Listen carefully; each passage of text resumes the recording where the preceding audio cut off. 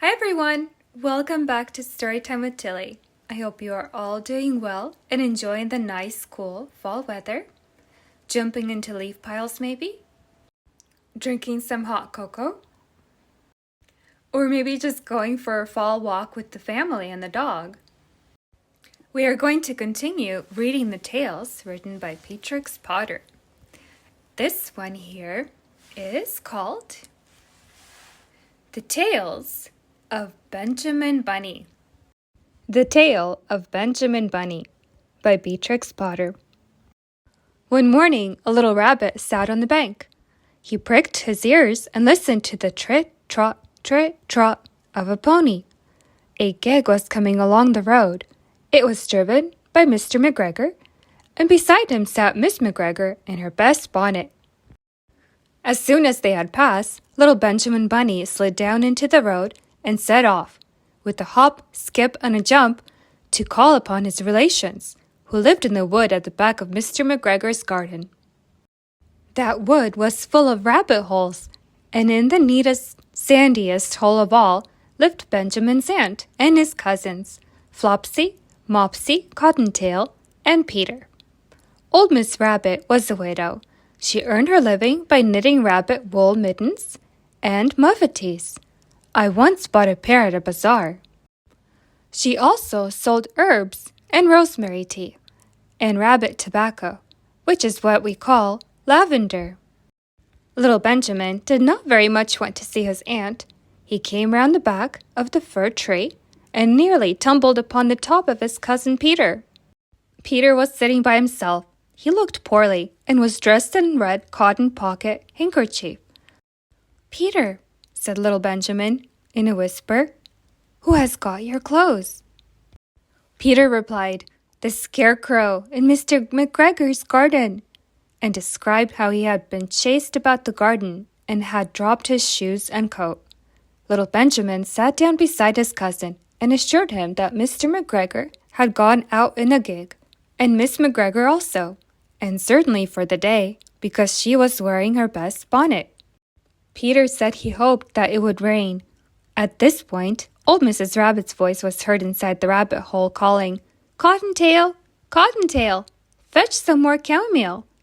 Peter said he thought he might feel better if he went for a walk. They went away hand in hand and got upon the flat top of the wall at the bottom of the wood.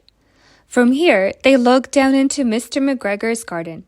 Peter's coat and shoes were plainly to be seen upon a scarecrow, topped with an old tam-o'-shanter of Mr. McGregor's. Little Benjamin said that the first thing to be done was to get back Peter's clothes, in order that they might be able to use the pocket handkerchief. They took them off the scarecrow. There had been rain during the night. There was water in the shoes, and the coat was somewhat shrunk. Benjamin tried the tam-o'-shanter, but it was too big for him. Then he suggested that they should fill the pocket handkerchief with some onions, as a little present for his aunt. Peter did not seem to be enjoying himself. He kept hearing noises. Benjamin, on the contrary, was perfectly at home and ate a lettuce leaf. He said that he was in the habit of coming to the garden with his father to get lettuces for their Sunday dinner. The name of little Benjamin's papa was old Mr. Benjamin Bunny. The lettuces certainly were very fine. Peter did not eat anything. He said he should like to go home. Presently, he dropped half of the onions. Little Benjamin said that it was not possible to get back up the pear tree with a load of vegetables. He led the way boldly towards the other end of the garden.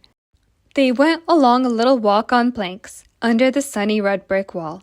The mice sat on their doorsteps cracking cherry stones. They winked at Peter Rabbit and little Benjamin Bunny.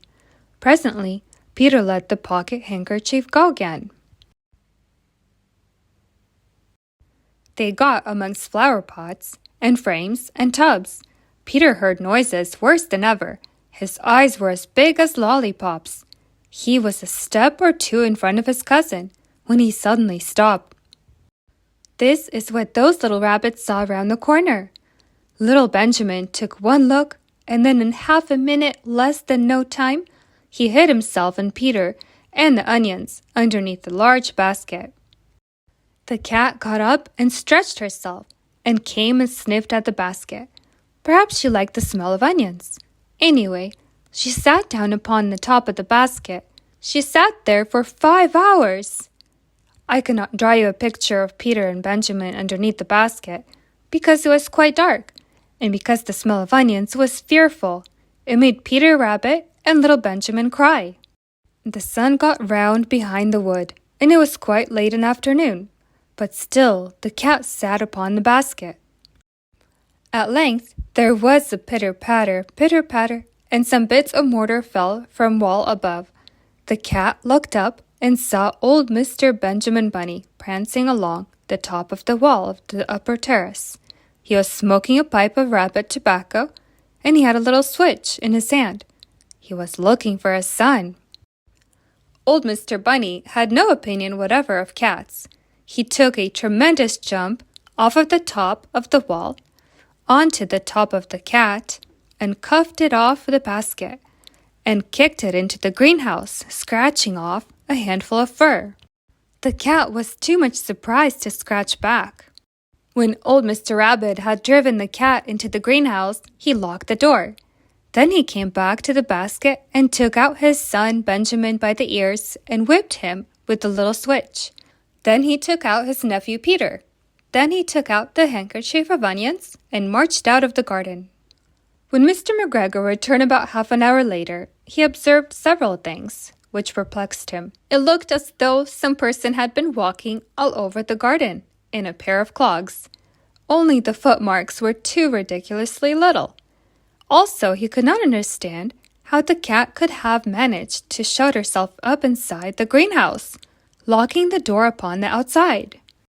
When Peter got home, his mother forgave him, because she was so glad to see that he had found his shoes and coat. Cottontail and Peter folded up the pocket handkerchief, and old Mrs. Rabbit strung up the onions and hung them up from the kitchen ceiling, with the bunches of herbs and the rabbit tobacco.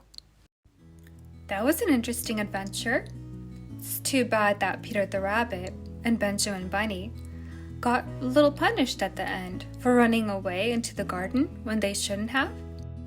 But I'm sure that they learned their lesson and won't go into the garden again, since there are so many dangers for little bunnies. It is also a good reminder to always double check with your parents if you want to go somewhere, like go to a friend's house. I hope all of you guys enjoy your day and keep on reading those books. The more you read, the better you get.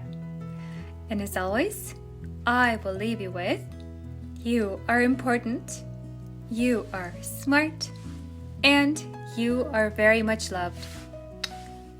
Bye!